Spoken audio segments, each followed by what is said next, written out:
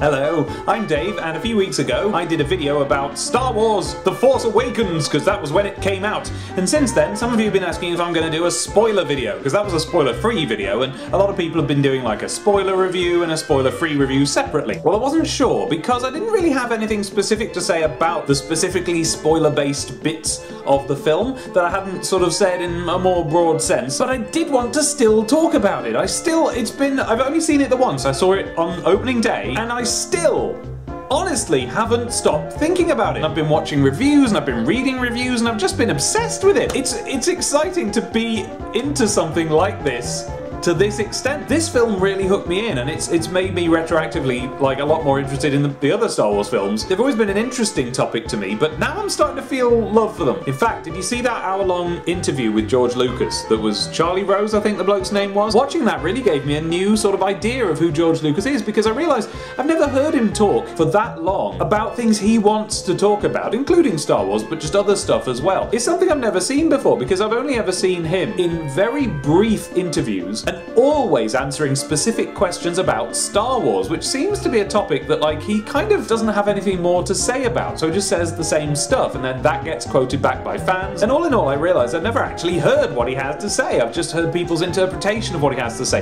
the bits that they wanted to cut out and put in their piece about how good Star Wars was or how bad George Lucas was. Hearing him talk for quite a long time gave me a much more robust idea of like where he's coming from as an artist, and it really surprised me. It was nothing like what I was imagining. Well, I suppose it was a bit like what I was imagining, but kind of turned upside down. See, I'd previously, from the various things I was starting, and at that point, I found myself rambling on about George Lucas, as it is quite easy to find oneself doing on the internet, so instead of making you listen to that, I offer instead this concise, condensed, scripted version, which I wrote by basically noting down everything I blithered on about in the original video, and then just sort of making sense out of it. So, here's what I intended to say.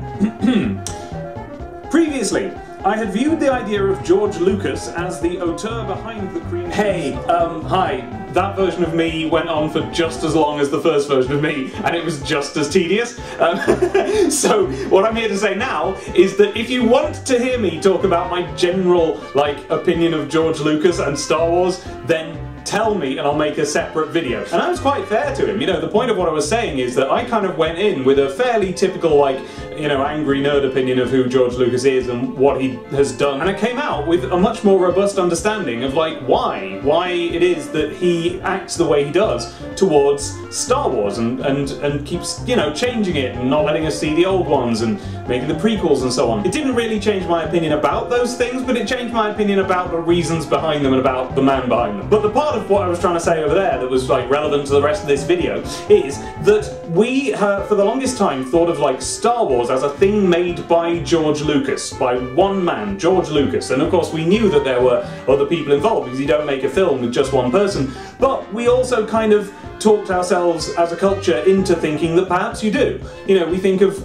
Steven Spielberg as being a man who makes films, and you have to be on a higher level of like film nerd fandom to even think about who his cinematographer is and like what their contribution to Spielberg's films might have been. Same thing with George Lucas. People came to think of Star Wars as a thing that he made, but I think more than any other film, probably yeah, more than any other film ever, we are aware of the fact that actually it was a collaborative effort. I mean, never mind the fact that, you know, when it was finished it was really quite dull and they had to edit it into a more exciting film. Quite apart from the editing, you know, we know who else, other than George, made a load of what we think of as like the iconic things from, you know, the series. He didn't design R2-D2, he didn't design Darth Vader. He may have come up with the idea of lightsabers, but at least half of their personality is down to Ben Burtt with the sound effect that he made for them. We now know Star Wars was a collaborative effort, we know who helped to make it, we can look up what they did, so we're not able to think anymore of like George Lucas as the sole auteur of the film, which is a slightly tricky subject because it's by that justification that he altered the original trilogy as many times as he did and, you know, kind of suppressed the original version, which we still, in 2016, don't have now. And so naturally, being a person on the internet, I went on and on about that for ages, but forget all of that. I'm just talking about the fact that we thought of George Lucas as the man who made Star Wars, and then later we found out that like various other people also made Star Wars, which of course is a really obvious point and I didn't need to go on about it at length. So sorry about that, and now I'll return you to the video, but like at the moment where I actually get to the point that I was trying to lead up to. So, bye! Bye then! George Lucas made Star Wars. And in nothing is this better reflected than in this, the official novelization of Star Wars by George Lucas. Now this isn't a first edition, it was originally printed in hardback and presumably America. This is a British version printed in 1977 and it's the 6th reprint, but it is from 1977. This has been on my dad's bookshelf since then, I believe. It's sufficiently legit that it says on the first photo page, because look at these. Isn't that lovely? It describes Star Wars as a film that very well may become a milestone in the space fantasy genre. Isn't that great? Because it's not just a milestone, it's like pretty much the beginning and end of what people think when you say space fantasy. But this isn't written by George Lucas at all, it's written by a guy called Alan Dean Foster, who's been writing sci-fi books, you know, since time immemorial. And it doesn't say anywhere in this that he wrote it. I only know because of the internet, where I looked it up. In fact, I was recently on the Amazon page for a kind of an omnibus edition that included this book and then the subsequent novelizations for Empire Strikes Back and Return of the Jedi. And one of the reviews said, isn't it funny that it's only the first one that's actually even written by George Lucas? And it isn't. It's just that there's nothing official that tells you it wasn't. Maybe there is now, maybe it's been reprinted with his name attached, I don't know. Anyway, I want to talk a bit about this. The Star Wars novelization is really, really interesting, and if anyone at all is into Star Wars and hasn't read this, I think you'd love it. Because the thing about novelizations is they're written just before the film is actually finished. The final version of the screenplay is given to the novelist, who then turns it into a novel. And what we have here is a great example of this, because Star Wars, of course, changed monumentally after it was filmed and finished and edited. This is one of the things everyone knows about Star Wars, was that the first version of the film was really, really boring. And now that we've got the prequels, we sort of wonder, is that what it was like? Did the original edit of the original Star Wars reflect George's style that we all came to know in the prequels? Well, maybe. But what we have here is a preserved example of what the film was about to be before it was re-edited and before certain bits were cut out. So there's a load of extra scenes in here. Now, of course, it's the internet times now, so it's quite easy for us to go and watch the deleted scenes. But for the longest time, for like,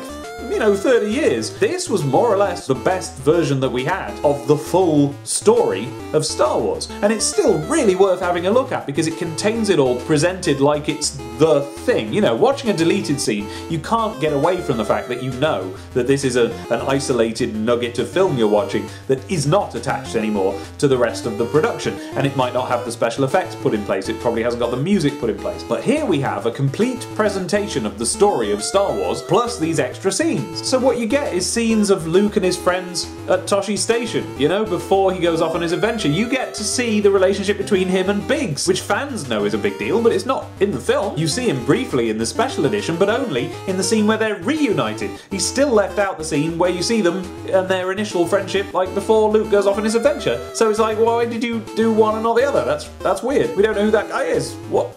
I had to read this to find out who that was. And yes, you get the scene with Han and Jabba the Hutt that was put back into the special editions, but of course, they don't know what Jabba the Hutt is at this point, so it's quite a different scene. He's described as a great mobile tub of muscle and suet, topped by a shaggy scarred skull. And some effort has been made to make the dialogue different from what the conversation with Greedo goes like, so it kind of fits a bit more fluidly than it does in the special edition. So yeah, all sorts of stuff worth looking at, but as well as just deleted scenes, there's just something about reading this old book from just before the film came out. As I understand it, this actually came out first, and people who were looking forward to the film read this book. But I said I wanted to talk about The Force Awakens more, not just Star Wars generally. There's lots that I want to talk about. I want to talk about all of it, So I came up with an idea. I'm going to combine talking about The Force Awakens with something else that I do on YouTube. I'm going to go through, scene by scene, piece by piece, word by word, the novelization of The Force Awakens by, this time properly credited, Alan Dean Foster. We're going to go through it. We're going to see what's in here. If there's anything new, we'll talk about what's new. But for the most part, I'm going to be using it as essentially a sort of a reminder and a guide to everything that was in the film, so that I can remember what, if anything, I wanted to say about all of it. A lot of people don't know that I have a separate channel for doing this sort of thing, which I'll put a box there for you to click. It's called Bulmer's Bookshelf, and I've been using it to go through, chapter by chapter, this great big fantasy book here, The Way of Kings by Brandon Sanderson. Now, I've been neglecting that series, and people who like it have been mentioning the that I've been neglecting it, so sorry about that, everybody, but don't worry, I'm not giving up. I can't give up, and eventually you'll find out why I can't give up. But that series is for a bit of a niche audience anyway. It's for people who've read this book, and you might not be one of those people, although I very much invite you to come and read it with me, because it's a good book and it's a good video series, and I think you'll have a nice time going through it with me. That's over at Bulmer's bookshelf. But here we're going to be going through The Force Awakens, so let's see what's in there, shall we? Let's call that an intro, and I'll start a new video for Chapter 1. Join me there! There'll be a link to it that you can click. Join me there!